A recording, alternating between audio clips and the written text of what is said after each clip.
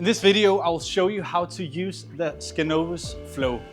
It's designed as simple as possible, so you are ready to get started right away. And now you just take the vacuumer and turn it on. On the display, you can choose the suction level depending on what you need to clean, whether it's just a quick clean or it's more stubborn dirt. Eco mode works for most situations, but if you need more suction power, you can easily turn it up. You can adjust the length so it fits to the height that suits you the most.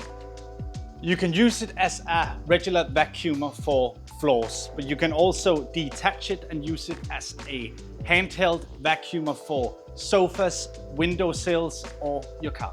So once you're ready, just start cleaning, and without any cords, you can easily move it from room to room.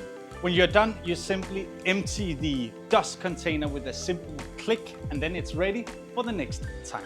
You can either hang it on the wall mount or you can fold it down together so it stands by itself. And that's how you use the Scanovus Flow.